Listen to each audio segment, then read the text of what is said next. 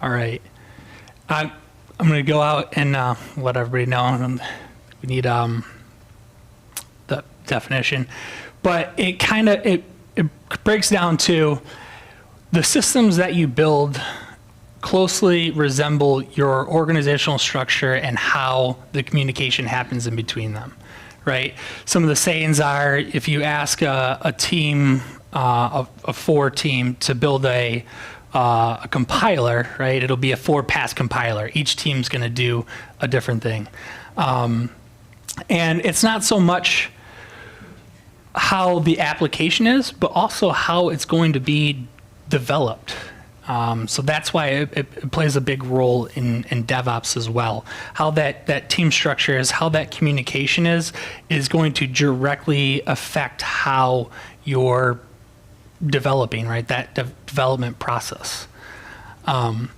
The best way to describe like a good, autonomous architectural pattern, right, is loosely coupled, highly aligned.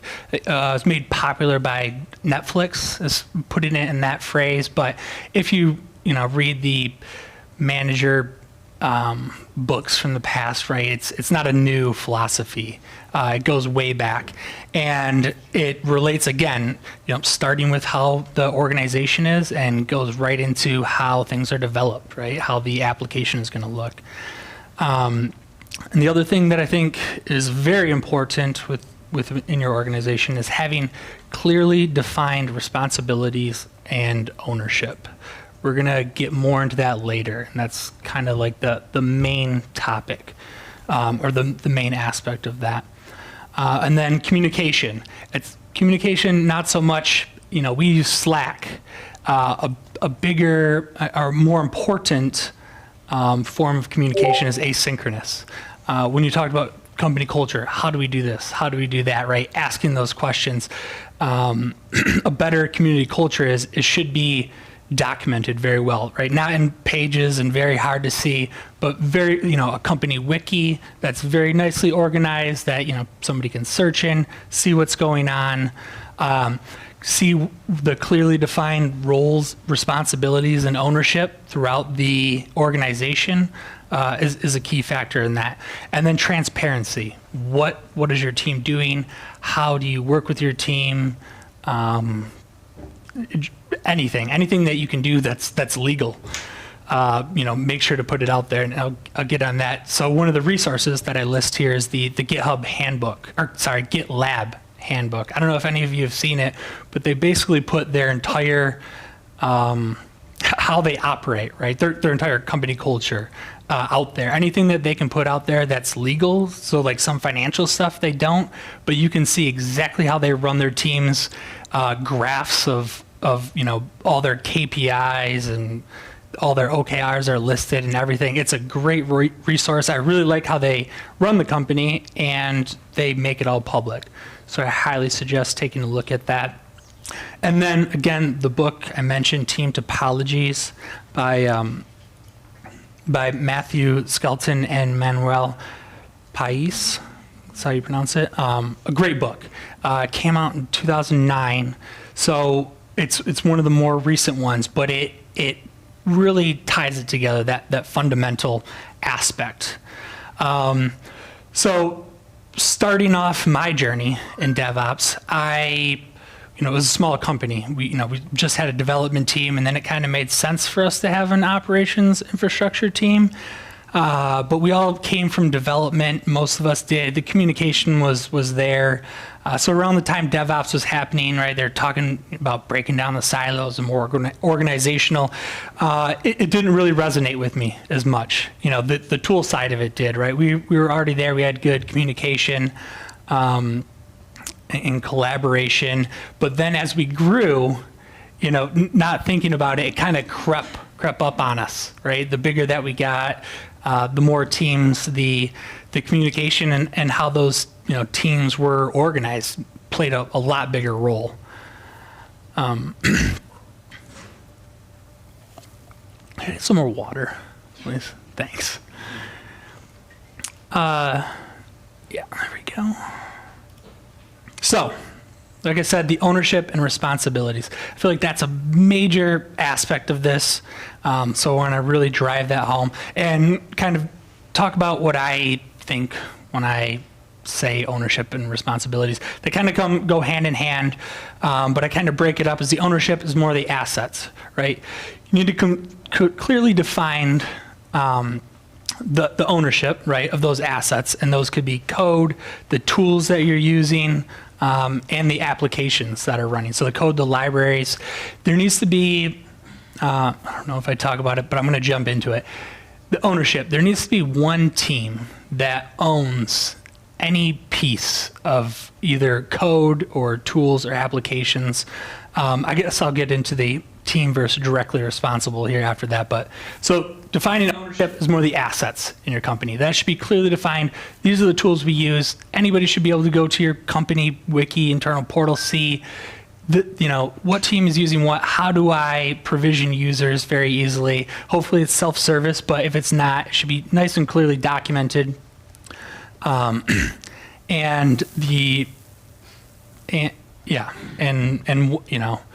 Who to talk to and all of that. And then the responsibility side of it, I see that as more the people side and working with either your customers or externally or internally. You should clearly define that, what your responsibilities are to your customers and that value stream. So if you're a team that has, is more customer facing, working on the product that is, external, it should be clearly defined. These are our customers. This is the value that we're providing. And then taking that a step back on the internal side, if you have teams that are, more infrastructure, SRE, it still should be clearly defined who their customers are and the value that they're providing. It should be treated just like an external customer, with, service contracts, the SLIs, SLAs, and, how to communicate, office hours, if you will. I could see into more examples of it. But yeah, and then when I say, having the responsibility and ownership, it should fall on a team, right? Where if a certain person isn't there, it belongs to the team. But you should also have directly responsible individuals. Now, it could be the team leader that it gets delegated to, or that team indirectly, or that team leader should be delegating it to different people on the team, or that team can delegate other aspects of it to other teams. But it should be a team that owns it wholly end to end. And so yeah, I kind of break it down, the delegation, where everyone talks about, we're collaborative, so nobody really owns anything. It's okay to, everybody owns our customer value. That's okay, right, to have that shared aspect. But there needs to be directly responsible. So, the lowest, I kind of define it as the lowest person on the totem pole that can make a decision about that, unilaterally. Again, and then indirect is, their boss or the team above them that has delegated to them. But you need to clearly define that. And if you don't clearly define that, you're going to have a bad time, whether you're doing anything else, implementing AWS, however you do it. So that brings us to some real world examples. The biggest thing that I like to say when working with the teams and how to kind of split things up, whether it's applications or the team hierarchy, is to think about it as each team is their own company, right? That keeps that loose coupling. What can that team, manage, keeping the cognitive load? So again, I recommend reading team topologies. They'll go into it like naming a lot of different types of team topology, or the four main ones, and then how they interact. But just the basics of it, it's kind of what I'm going to break down for you here. That should apply to everything, and not just dev and operations, but the whole organization as a whole. So treating each team, in order to get that high autonomy, and loose coupling, treating them that they're a separate team or a separate company, but that's just highly aligned, right? They have the same practices, procedures, some of the shared tools, right? That company wiki that keeps them together. So yeah, examples. So let's say you have a release team, and you can kind of go down a path of this release team starts to own like the pipeline for some of these projects. You want to avoid that. They can own the different tools. Maybe they own GitHub itself, right? So if you need to provision certain things, you work with that team. But the pipelines, or if it's Jenkins, they might own the actual servers of Jenkins, manage those. But it's up to that team, right, that owns that application to own that pipeline. So that's kind of an example to think about. The SRE, maybe your company is big enough where it makes sense. Where I was, our SRE team was AWS, right? Where we grew, we didn't really need an SRE team. Where Amazon provided that abstraction layer that we needed, but some teams, they do have an SRE team, and that's fine.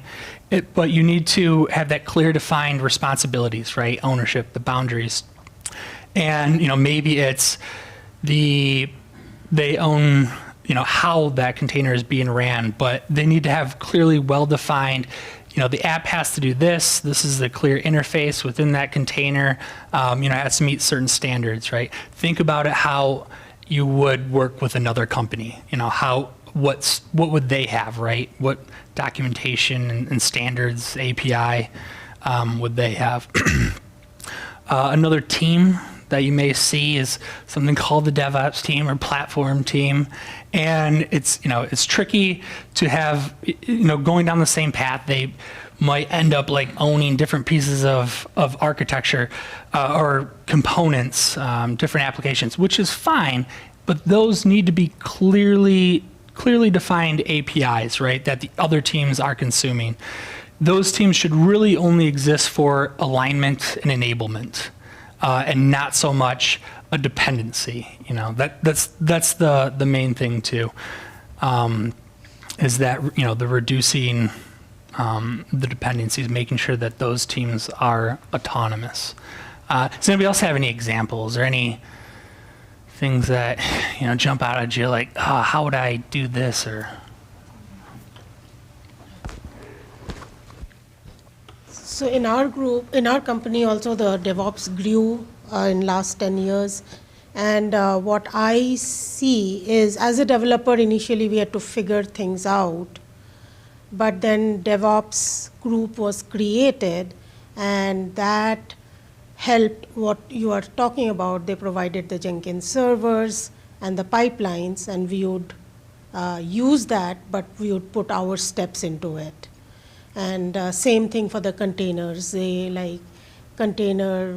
wrote programs so that we can deploy the stuff, but again, we could deploy the stuff onto the container ourselves or define the Docker images ourselves. So that, so they sort of keep us in line, as in, okay, are we taking care of what boxes we are using, we are using Jenkins, GitHub, like whatever has been the company culture is to use. Yeah, that's great, right? Making sure, that is clearly defined. Whether if you can't make it self-service, which is great if you can do that, but at least have it clearly defined, right? The steps, and so there is no dependency. When that team goes to do something, they know, okay, I have to talk to this team before. It may take a day to provision something or whatever. But yeah, making sure that it is clearly defined in the steps. Yeah. Anybody else? Did you go or jump?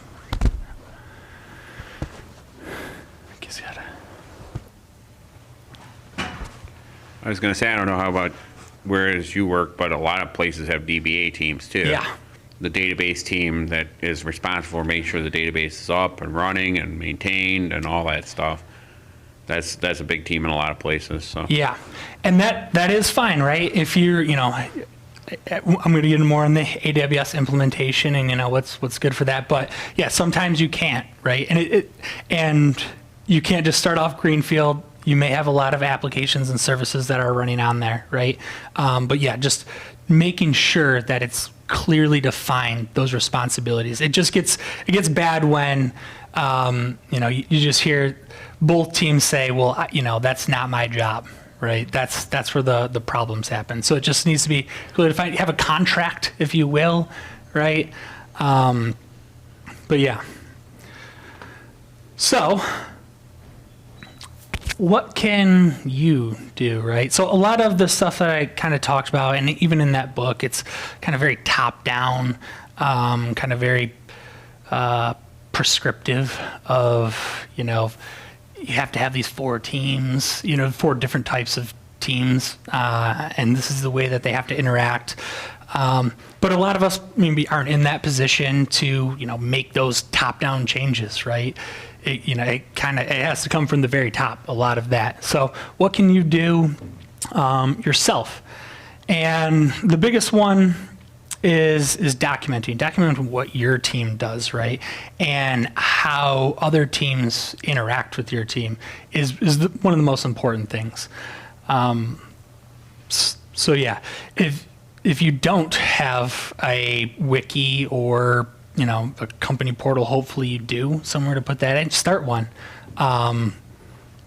Would be the what I would recommend. The clearly defined ownership. So making sure that you list out what your team is responsible for, and also when you're interacting with other teams, make sure it's clearly defined what that other team is responsible for, and make sure that there's a clear understanding of that. Maybe if it is a internal API, it has SLAs or good documentation on the API, anything a company would have, right? And sometimes you may need to help in more enabling. You may want to have like a service contract, office hours with the teams that you're working with. This is how you can get a hold of us, right? If it's emergency, call here, if not, and making sure that it is transparent to the entire company, anybody that you could be working with, but more importantly, the entire organization. It's very helpful. You may not think that other department may care, right? Or just in engineering or your niche, but you'd be surprised on how helpful it is for support, sales, just to see that how you're operating that flow, who to talk to. Maybe they need to buy a domain name or something like that, or different aspects, depending on how your company is, right, and what they're supporting. So you just need to be very transparent about that. And anytime there is a change, right, recording it in your documentation, right, your wiki portal, but then also, using the synchronous communication channels, broadcasting it out, right? Hey, there was a change to this, making sure that those who may use those that used in the past know that there's a change to this or whatever. And then drive autonomy within your own team. So, whether using sprints or Kanban, if you have some type of iterative development approach, you want to make sure that you have everything you need before you start that sprint, right? And there aren't going to be any external blockers. So, a big thing is, also driving the autonomy is making sure that you have, let's say it is an application, right? Having everything in that same repo, right? From the infrastructure to the pipeline, to the tests, and making sure that you have the ability to make those changes that you want. And if it is in somebody else's repo, make sure that you are a maintainer, somebody on your team is a maintainer of something that you need to change in that process. So it's not, when you hear the autonomy, ownership, it's not, this is the team that does everything.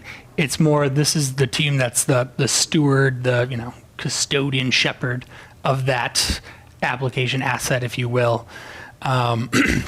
And you just need to make sure that you have, if it's a code change, make sure you have somebody on your team as a maintainer to make that code change. Any questions on that? Any thoughts? Yeah. not a question per se, but more an observation. Yeah. I think even before you start talking about documentation and stuff like that, there's two other things you need to do. One, give people permission to be wrong. Because I don't know how many times I've seen people stop doing something. Oh, I may be wrong on this. Well, that's fine. Just do it. We'll fix it later if we need to. And then two, have a bias towards doing something rather than sitting there and pondering on how you should do it. Yeah. Better to have broken documentation that isn't 100% perfect than no documentation that is 0%. You know, Yeah. have a bias towards action. It's really seems to be really hard to get people to have that bias towards doing something, because it seems like there's the built-in fear of what happens if I'm wrong. Well, probably nothing will happen if you're wrong, you know, and if you're in a company where you make one mistake and they fire you, well, then you're probably better off out of it anyway, right? You know? Yeah. No, that's great. I completely agree with it. If you read a lot of the DevOps books, right, they'll, you know, the 3 laws, right, the continuous experimentation, and they really get into that. And I highly suggest, you know, reading those. I mainly focused on this aspect of it, right, because it's going to drive what I'm talking about with AWS. But yeah, I completely agree with what you're saying there. Anything else? Observations or? So I don't know if this is a dissenting opinion or just more of an observation, where it's just like, I feel like a lot of teams aren't thinking about the documentation out of the gate, right? Or a small organization is not thinking about the documentation, and you're up here preaching about, you know, it's like you should start with documentation, and so I just don't think that translate to the real world. Like sometimes you don't even know the process. Yeah. But does it come back to what the previous gentleman said, where it's just like even a broken document is better than no document? Or Yeah. Okay. Yeah, that's really it. And it scares people sometimes when they hear documentation, right? Like overkill.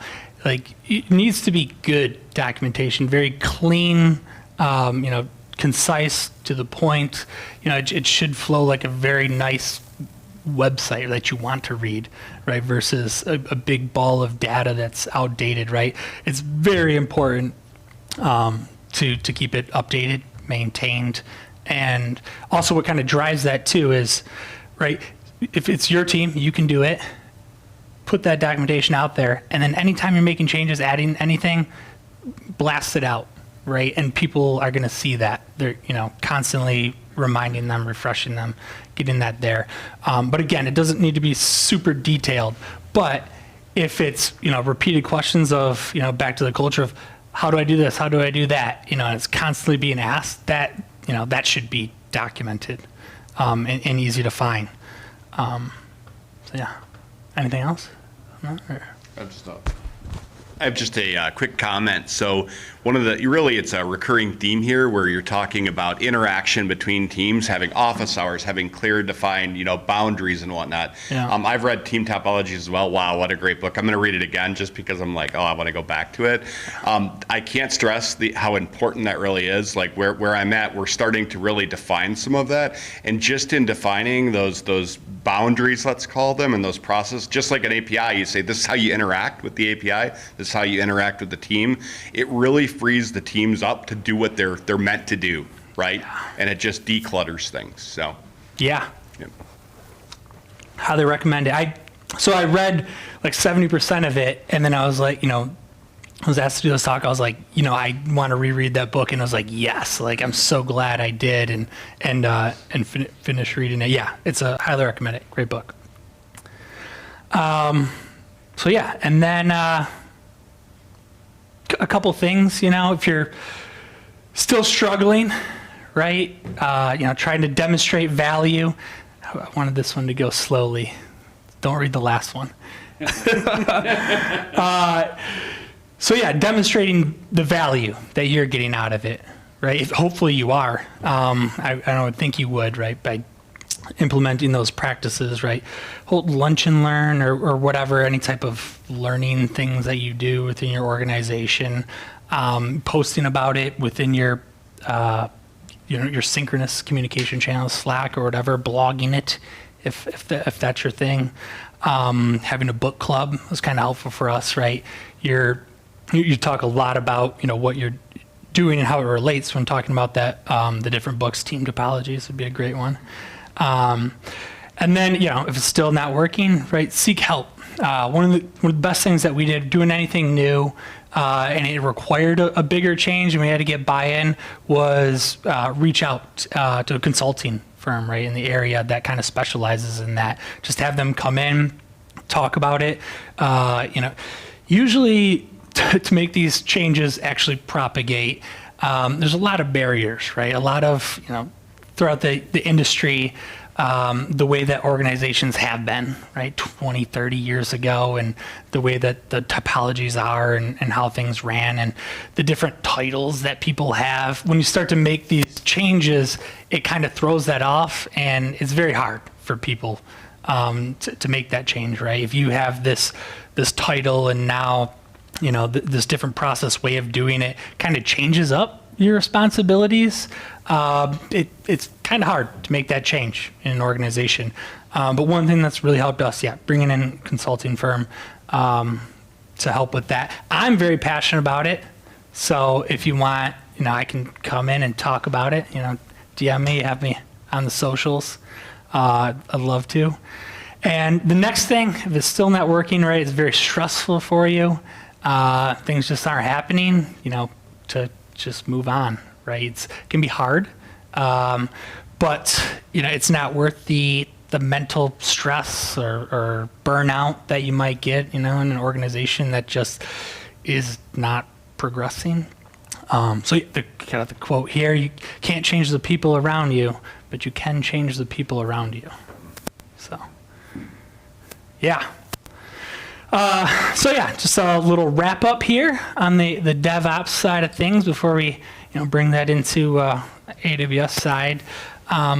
Really just hopefully you got out of it the clearly defined responsibilities and ownership, the asynchronous communication, making sure it's documented. In team topologies, they talk about monitoring if people are asking a lot of questions in the public channel. That's where some issues might be, right? And that's, you need better documentation or more, different separation of the boundaries, things like that. So making sure most of the communication in that sense that we're talking about is asynchronous, right? It's always good to have, team building meetings and things like that. No one should be by themselves all the time, asynchronously. But for information that you need to do your job, not being dependent on other teams, make sure that you have that ability to do that it's documented somewhere. Again, the transparency of it goes back to the documentation, right, and what you're doing, putting it out there. And then this goes with everything, right, how you're organized, how your application should be ran. This is near and dear to my heart. As a software architect, just always thinking about it, the loosely coupled, highly aligned, right? You want that, any piece of software, anything to interact, stand on its own. But things are a lot better when you have that high alignment of them. It should stand on its own, but maybe you define, in the application sense, your standard API structure that you're using and the like. Any questions on that? The DevOps side or wrap up? There. All right, let's get into it. So, with that being said, can anybody guess what the number one practice that you should be doing within AWS is? Just practice, not so much a service. There's services that can go along with it, but it's the number one thing you should be doing if you're, implementing, running on AWS. That goes along with what I talked about. Anybody? Is it practicing DevOps? No, it's more. Shared responsibility. Okay. Oh, Shared responsibility model? no, we're getting an AWS implementation. What should you do? I'll just go for it. Having multiple accounts. Should have said it. This is the number one practice that you can do that enables everything that I talked about and everything that I'm going to talk about. You kind of have to start here. The benefits, Now, everything that I talked about, the clear transparency of billing and cost governance, it's a big one. You can do tagging inside AWS.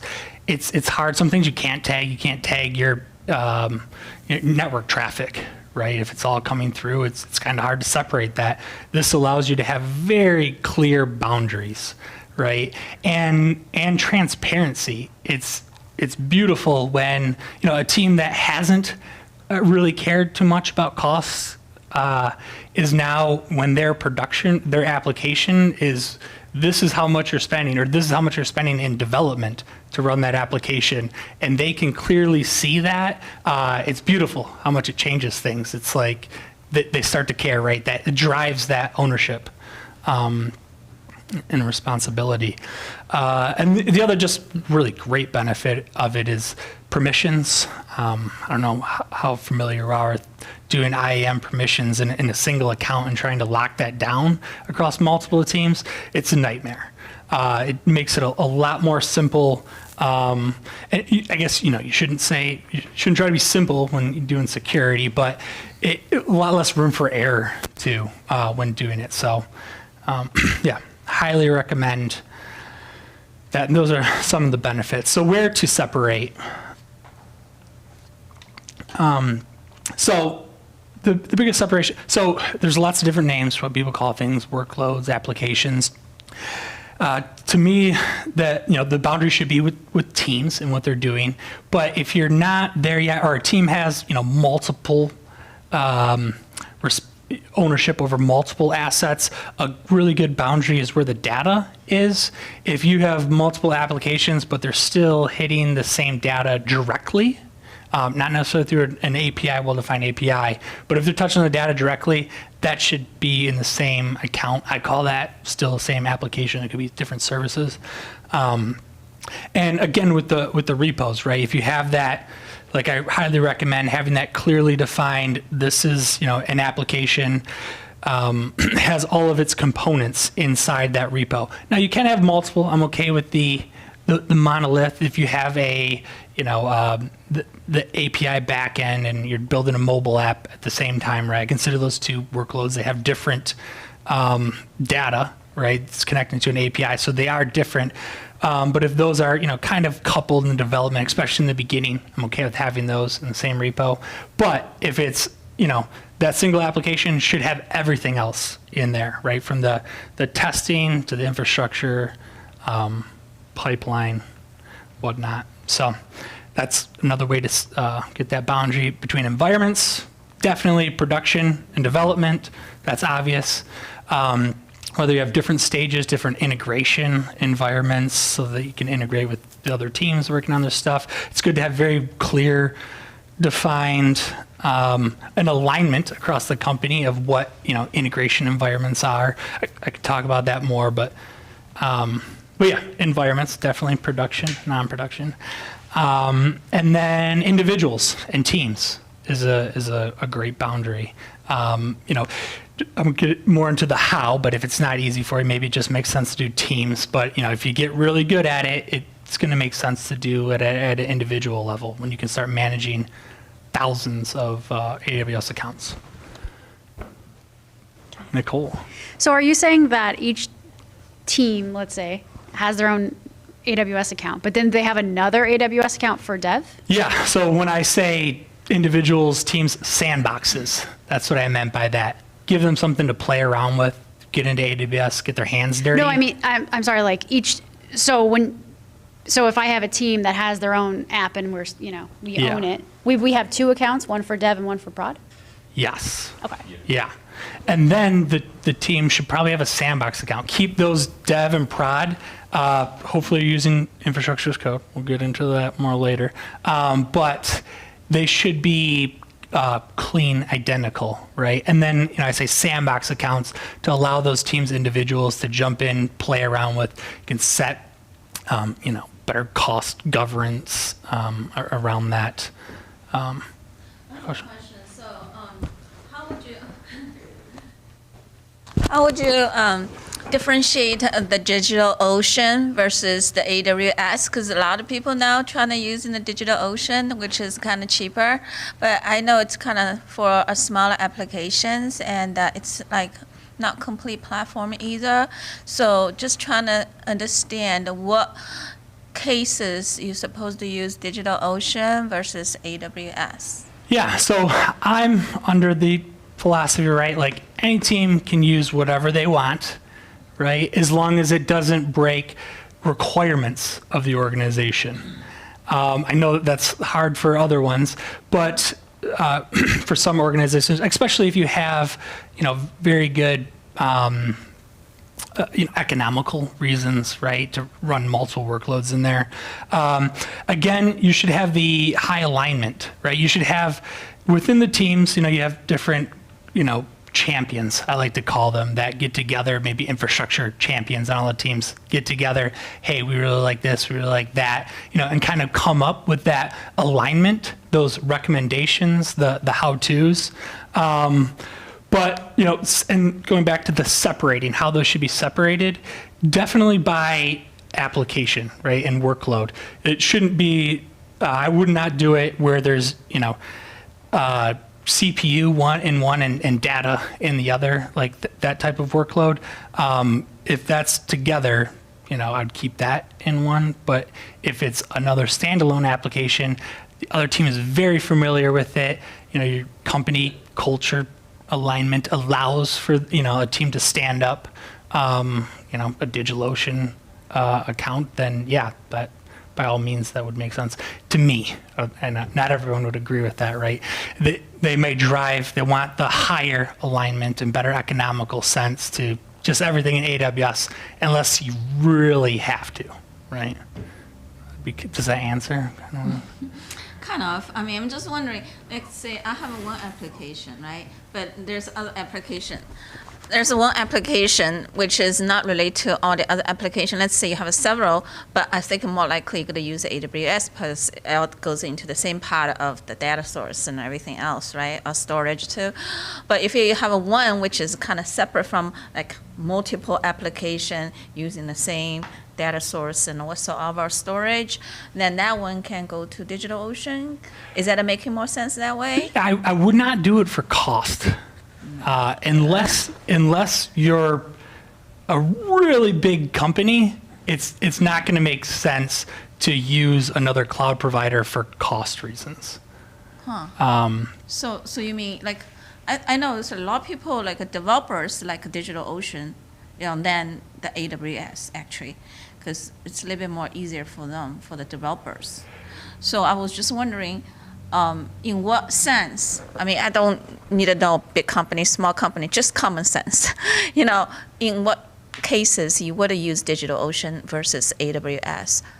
So that way you have a better choice of not necessarily just the money, but also, the easiness for the developers and everything else. Yeah. So I'm not paid by AWS, but That's why I need an honest answer from you. Yeah, I would almost always just run it in AWS. That's me personally. If you're an AWS shop and you're run everything else in AWS, I would stick with that unless the team is very used to it. And, they all came from using DigitalOcean and they get it stand up and they meet all of the requirements of the company, the cost, governance, compliance, all of that. Usually have more alignment, right? And sticking with one provider, and you already have a team that can, we can get more into it, but when you spin up those AWS accounts, it puts all that governance and logging and everything already in there. Having another team just go off and do that on their own is going to be not usually worth it. In my Yeah, but if you have a new company and develop a new app, not necessarily a company, Yeah. which is already doing it, would you recommend doing the digital oceans? Let's say I have an app I'm developing, right? Yeah. Or I want an app to be developed. So in that sense, can I do DigitalOcean, or it's better off to do with AWS for the long run when you trying to expand that application to be kind of more complex and maybe, a little bit more features in the future, or DigitalOcean would meet that requirements as well if you start with it. I'm not talking about you have the company has a long lengthy story of using AWS, just like a brand new company which, develop a new app. Yeah. Again, if I were starting a company brand new, prototyping something, I'd use AWS, right? I'd use AWS Amplify, prototype it quickly, get it going. It's super developer friendly. We had a team that was like half contractors, not familiar with AWS, had to prototype something quickly. They started doing it with AWS Amplify and got going real fast. So that's.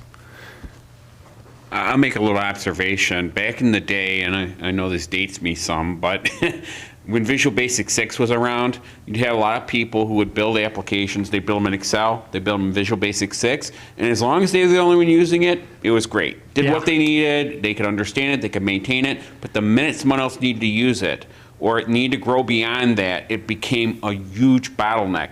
This can't be grown, this can't, and I think it'd be the same thing with DigitalOcean AWS. If you're building something with the intent that you're not going to be the only one using it, that eventually other people will use it too, you're better off to bite the bullet and build it on something that's expandable than build it on something that, not disrespecting DigitalOcean or anything, but as effectively a digital toy. Ultimately, if you want to grow things, you've got to allow yourself to have some room to grow into.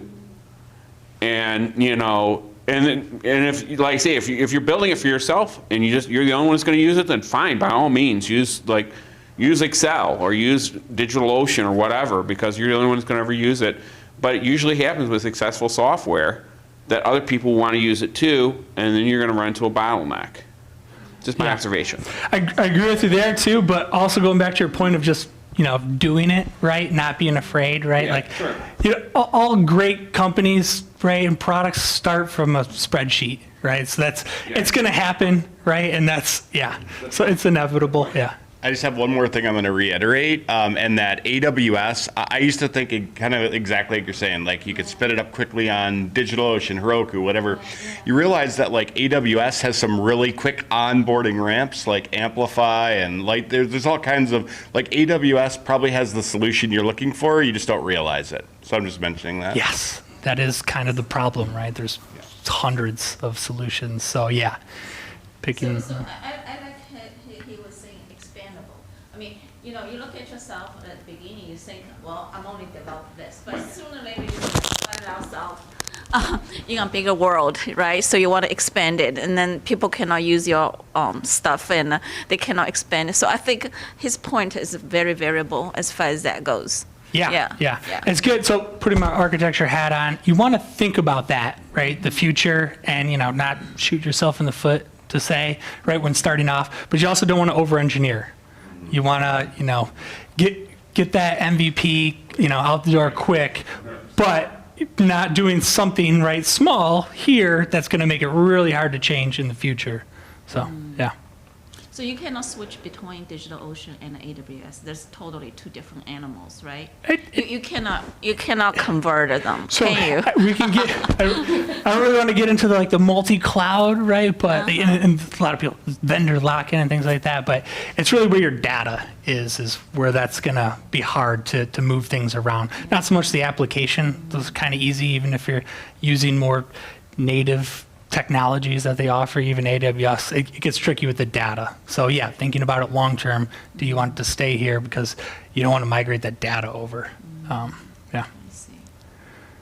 All right. So yeah, that's the how to separate or where to separate. Now getting into the how. There's a great feature that they have. Well, great.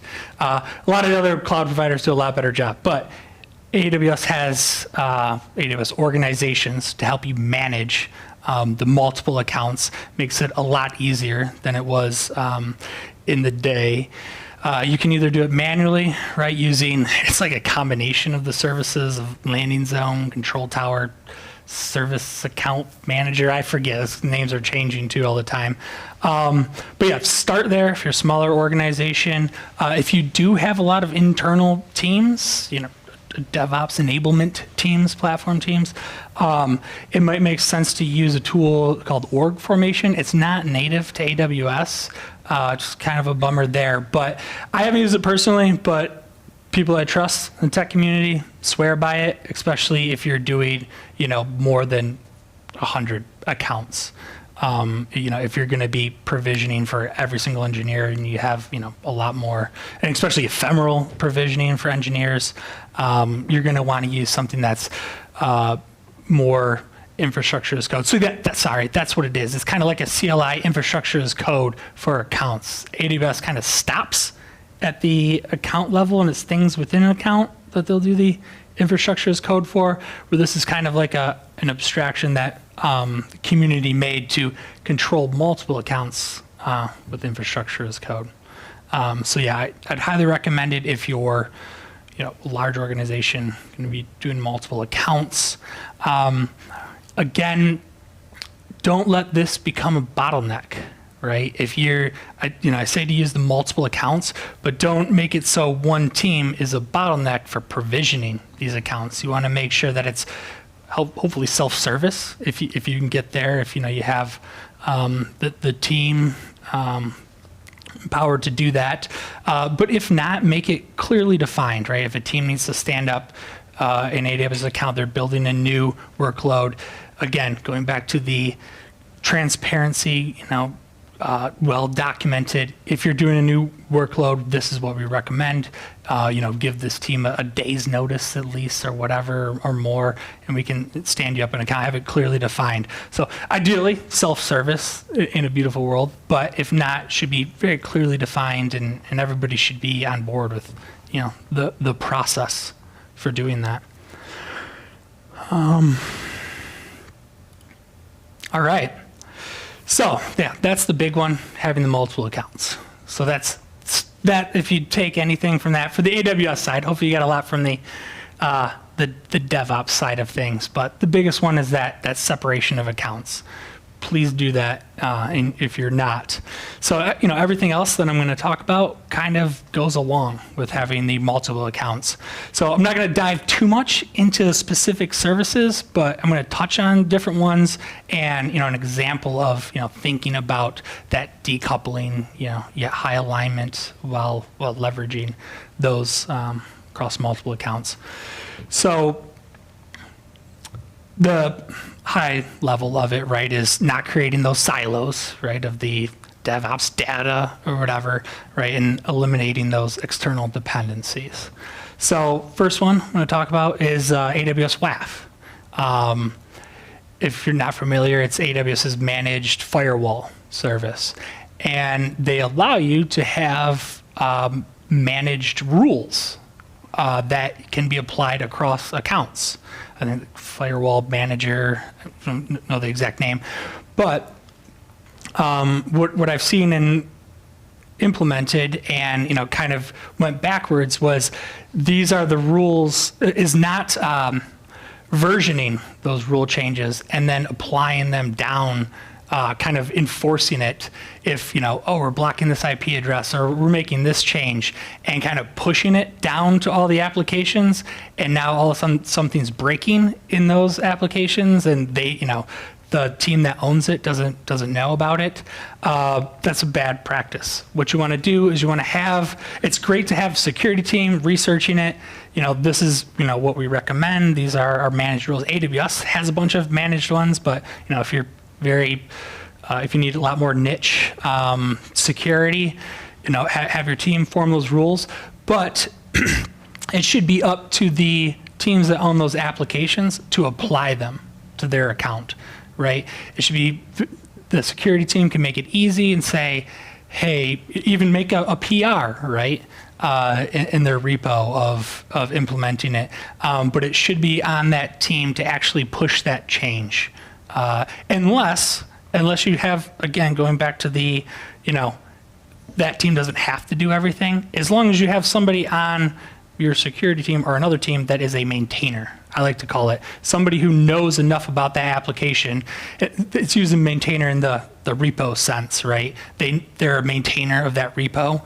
So they might not be on the team that owns it, but they know enough to be a maintainer of that application.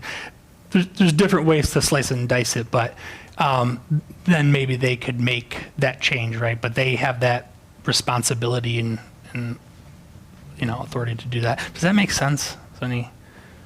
Yeah, so, a cool question. So if you have many different accounts, almost like you have many different applications, but they're all interconnected and they're all stored in AWS in the clouds.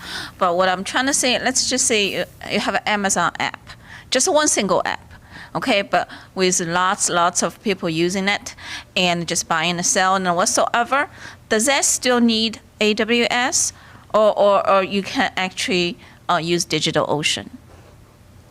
So I'm not sure what you I'm mean. sorry, I'm getting back in digital. I just still Yeah. trying to crystal clear understanding of if you only have one app, Yeah. only one app handles everything you need, and of course only one development team to develop that app without Yeah. like multiple applications Yeah. and use the same cloud. Will that be good actually to use DigitalOcean or not either? It goes back to if that team is well familiar with with DigitalOcean, and if they have have the expertise, and that's the alignment of the company and where they want to go, right? Yeah. Maybe they. I've known product teams that have developed full applications on DigitalOcean. It's a fine platform. Yeah. There's nothing wrong with it. If it meets your needs, Yeah. right? Use it, right? Yeah, I mean, it runs containers. I think they call them pods. They can do databases. They're expanding their capabilities. So, there's like, I know DigitalOcean advocates, just like I know AWS advocates like Tom here. And it's like, if you're greenfield, like, sky's the limit. Like, Yeah. Azure, GCP, I mean, I wouldn't. AWS. There's a lot of really nice. So we're getting into that philosophy. I'm very buy versus build. So start with, can this be ran in like an Airtable or a spreadsheet with an API on it? Start there, right? Or, if you can't, what's that next abstraction? And there's a lot of really cool low no-code services out there. I could talk about this for another hour or two, but I don't want to dive into that, right? So it's that finding that abstraction layer. Yeah. What's going on around the world? You Yeah. don't know sometimes. Yeah. It's like the open source versus closed source, right? Yep. So there's there's the pros and the cons for each, but. Yeah. I was just going to say, I think the question is inherently kind of hard to answer because you're asking for a specific answer to a general question. There's so many factors that would make me choose, like, am I going to do this on this platform or this platform, that to say, in general, I should do this or I should generally do this, well, it's really hard to answer that because there's a lot of things that would go into making that decision. I mean, you can't give a specific answer to a real vague general question. It's just not possible to give, without some constraining factors, like it must support these many users, and it must be available, this many hours a day. It's really hard to say, yes, by all means, DigitalOcean will support this, and AWS won't support it. I would say in general, and correct me if I'm wrong, but most anything you can do in DigitalOcean, you can do AWS, and probably vice versa, too. Yeah. Yeah. So it's more down to, like, what are the exact parameters, what you need, then you could say, yes, definitely use this, or definitely do not use this. Just in my observation anyway. Yeah. It's good to hear. I mean, because when there's people recommended me to use DigitalOcean, and I wasn't sure. And They're said probably the familiar cost- with it, right? And I they've know, used it, they are the and, yeah. developers. You're That's why asking I me, I want a only develop in second AWS. opinion from people who actually working on Yeah. it and know the difference, because I couldn't tell for sure, why this way or that way. But Yeah. I don't want to go down the wrong route and then later on find it myself, have to revise the whole thing. You know what I'm saying? No, So- in your situation, start with what your team is most comfortable with. Oh, That's where I would okay. go. I see. For me, I'm very okay. comfortable with AWS, right? Okay, That's got it. everything I Okay. developed, and I know all the services, most of them, but Okay. very familiar with it. So that's what I would say, right? That's what I'm very Okay, familiar with. thank And, you. yeah. Thank you all. Yeah. Right. So the next thing, data lakes. So AWS has a bunch of different services, one being lake formation. One of the gotchas that I've seen when doing a data lake is where that data team can become a silo themselves, right? A dependency and bottleneck. And there's different ways that that can happen.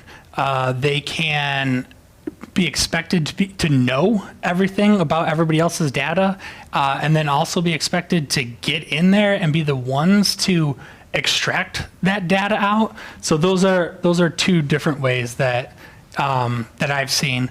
And the biggest way to think about that, right, and they clearly defined and keeping the team autonomous, is that data team, right, needs to be treated almost like a separate company.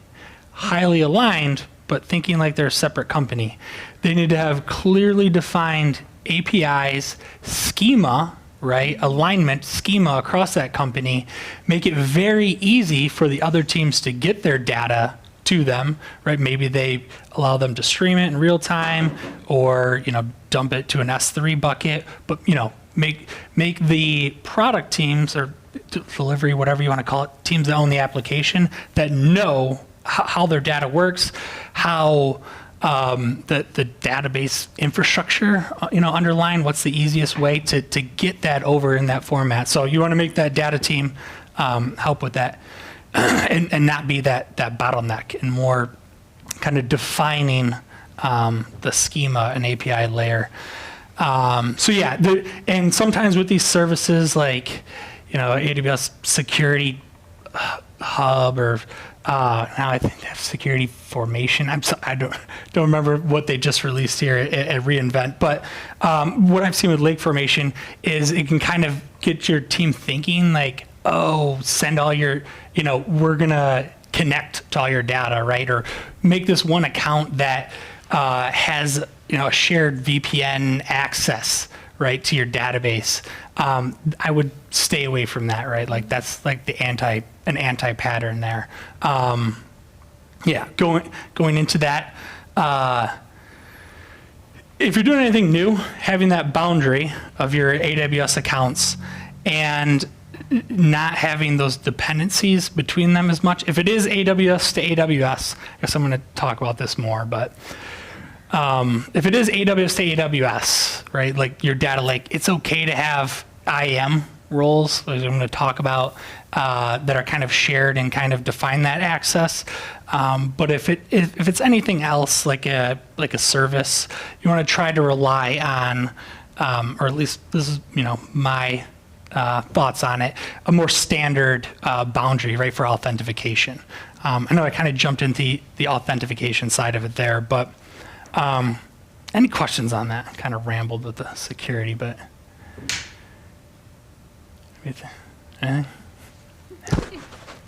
So, in your description of the data lake, what is DevOps coming into the picture? Like, what are you trying to say? So I'm from the DevOps perspective of the clearly defined roles and responsibilities, right, and ownership of things, and not letting it get muddied. So going back to the data lake side of it, having that data team, right, this is how you interact with us. These are the clear boundaries, you know, within their account.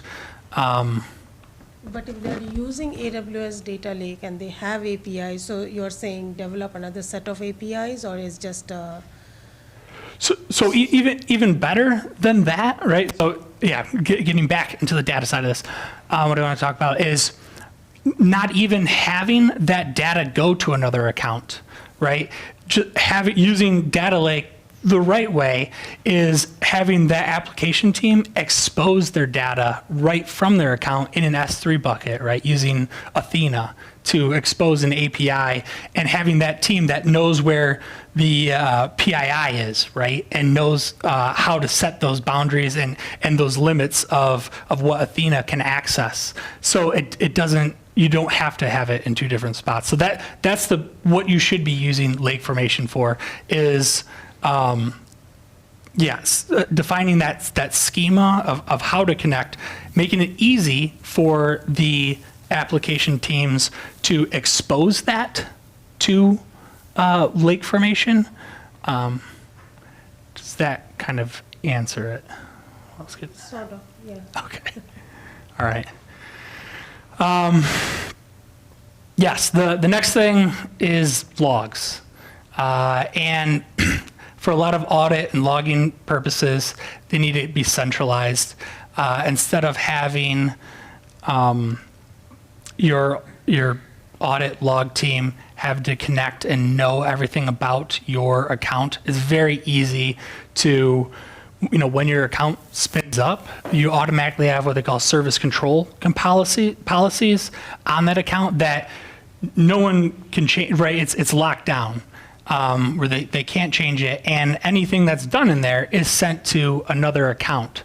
So it kind of it decouples that team, that application team, whoever owns that workload, from having to know anything about how to send that information over there.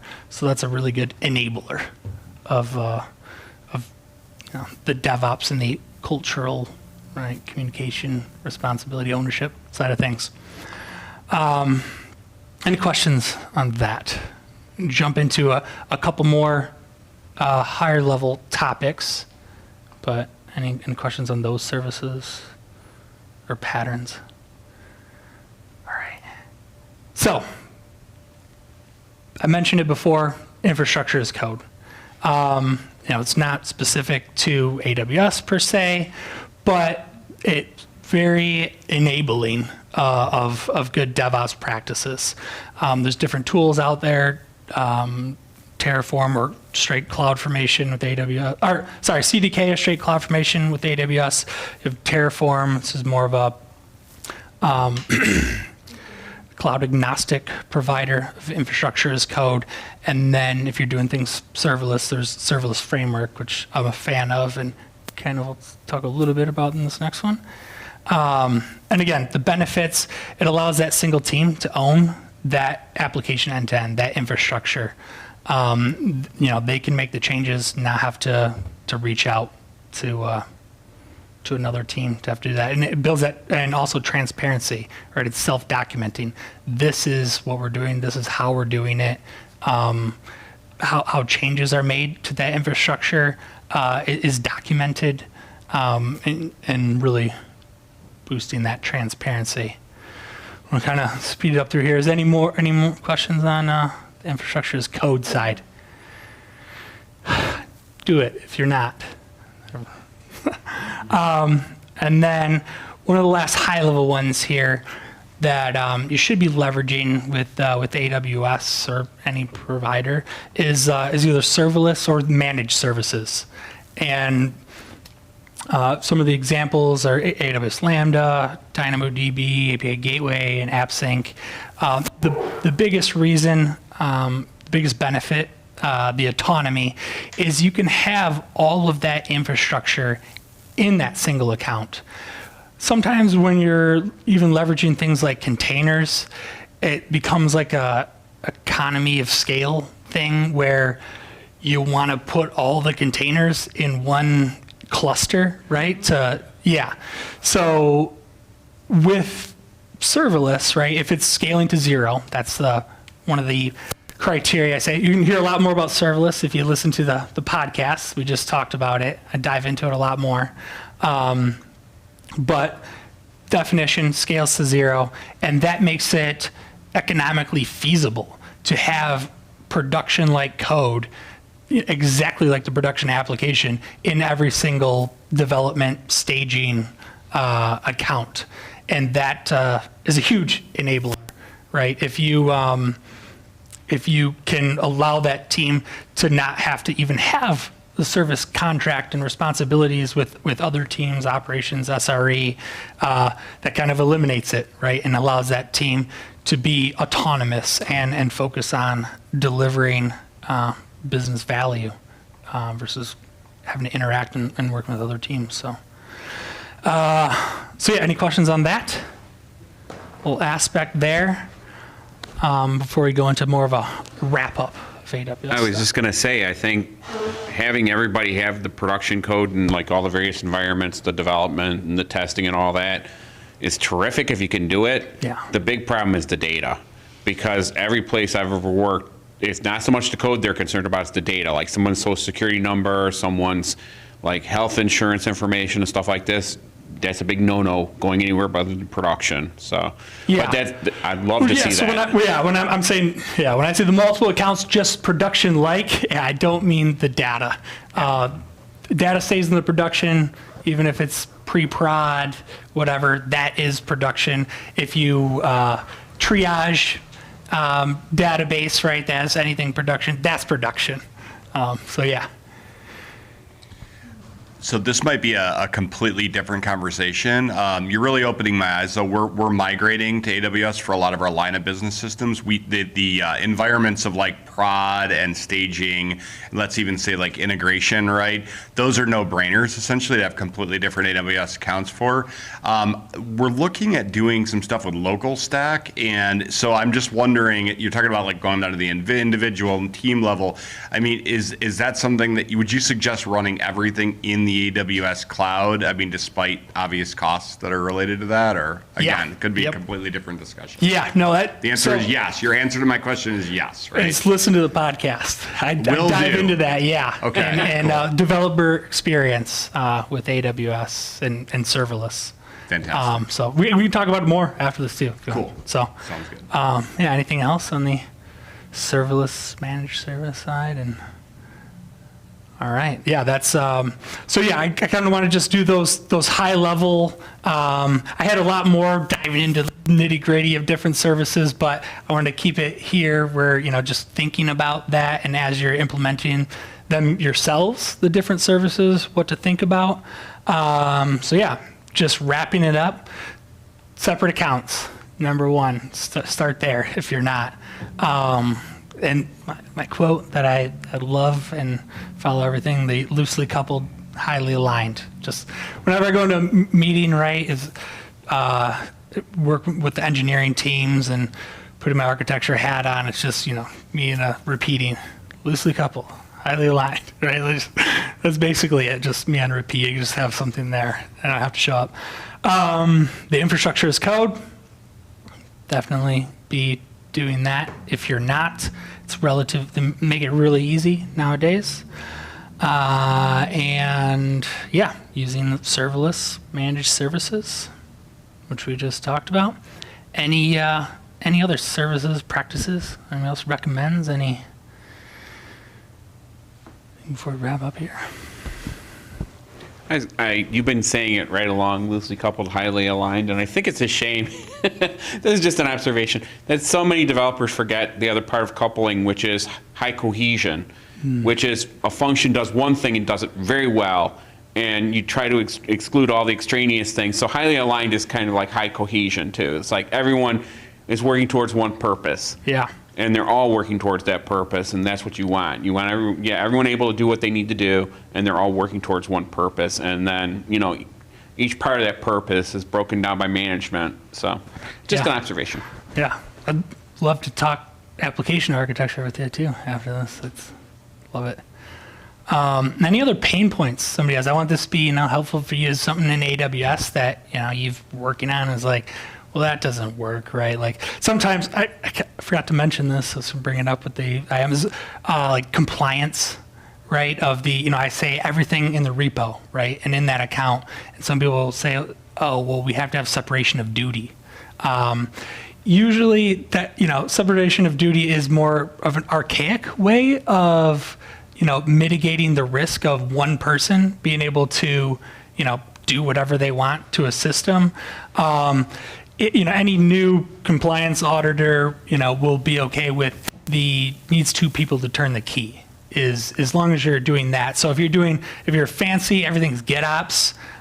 If you need two maintainers, admins to approve that PR, usually is a control risk mitigation that will help with that. But anything else that you guys have or come up and it's like, no, can't do that. That won't work for us.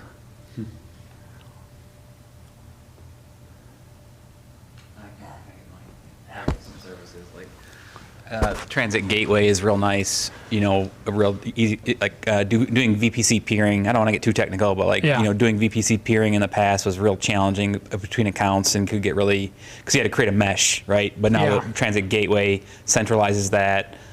So that you can just, all your accounts, as soon as you drop them into the org, you can have rules that just automatically connect all your subnets. And it's they really try to make it streamlined with a lot of the,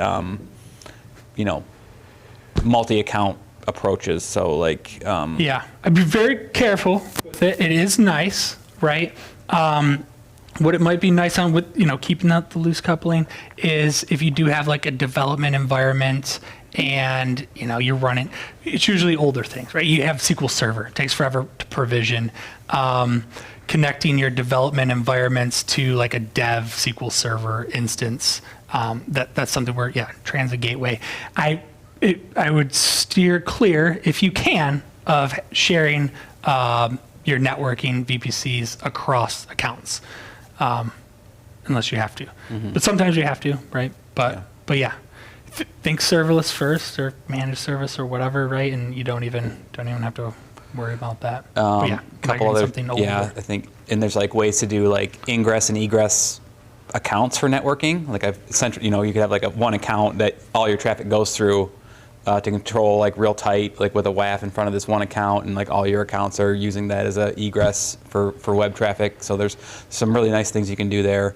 And that's fine, right? As long as they have that team that owns it and it's clearly defined, right? You're treating that account as a separate service, right? You're treating it like a Cloudflare. Yeah, it's got to be right? super easy to just developers plug in, self-service. Yeah. Kind of more to the pain points. I think it's not. I think what I see in a lot of orgs is a lot of organizations aren't having these conversations about how they operate, how their topologies are. I think everyone's just focused on how we're going to deliver the next feature. Yeah.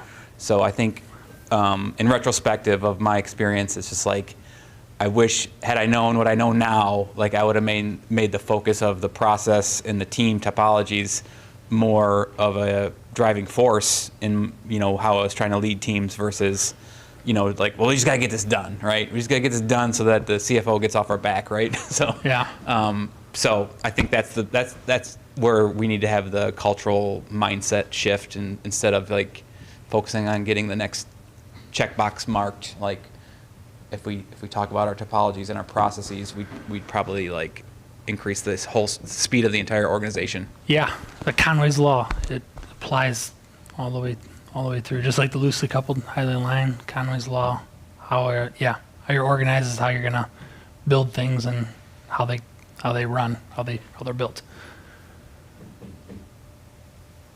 Yeah. Anything else? All right.